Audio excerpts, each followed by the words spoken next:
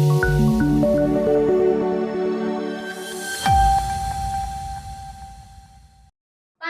ટોગરિયા ગામમાંથી 11 વર્ષીય બાળકનું અપહરણ થયા બાદ હત્યા કરવાના મામલે નરાધમની ધરપકડ કરવામાં આવી।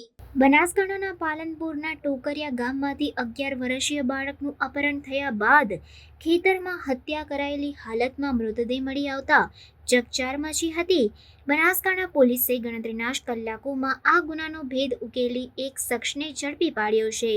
ગામમાંથી માસૂમ બાળકનું કારમાં અપહરણ કર્યા બાદ નરાધમે બાળક સાથે અડપલા કર્યા હતા, જેનો વિરોધ કરતા બાળકના ગળા પર તીક્ષ્ણ હથિયારના ઘા મારી હત્યા નિપજાવી મૃતદેહને ફેંકી દેવામાં આવ્યો હતો।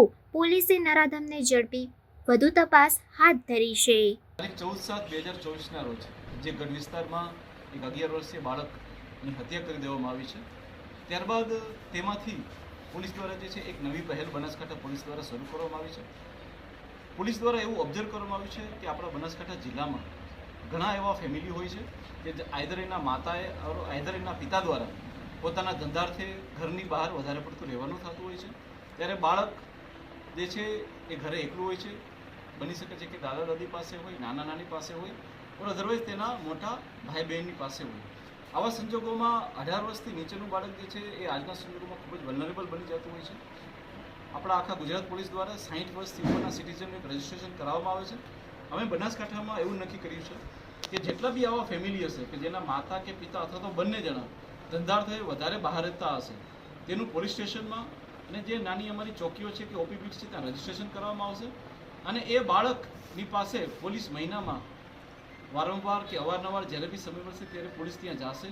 એને ગુડ ટચ અને બેડ ટચ શું છે તેના માટે બી સેમિનાર કરવામાં આવશે, અને સાથે સાથે એક સમાજમાં બી સંદેશો જશે કે આવા કોઈ પણ બાળકો હશે એ એકલા નથી।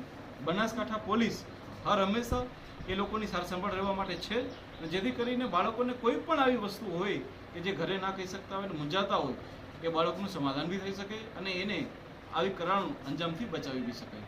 હું આપ સર્વને મીડિયાના માધ્યમથી અનુરોધ કરવા માગું છું કે આ વિડીયોને વધારે શેર કરી અને લોકો સુધી પહોંચાડવામાં આવે કે જો આપ ધંધાથી વધારે બહાર રહો છો, બાળક એકલું છે, નાનું છે, અમારા લોકલ પોલીસ સ્ટેશનનો કોન્ટેક્ટ કરો, અમારા લોકલ ચોકી ઇન્ચાર્જનો કોન્ટેક્ટ કરો। એ અવારનવાર તમારા ઘરની મુલાકાત લેશે અને અમારાથી શક્ય એટલું બાળકોની રક્ષા માટે અમે લોકો પ્રયત્નો કરીશું। Thank you.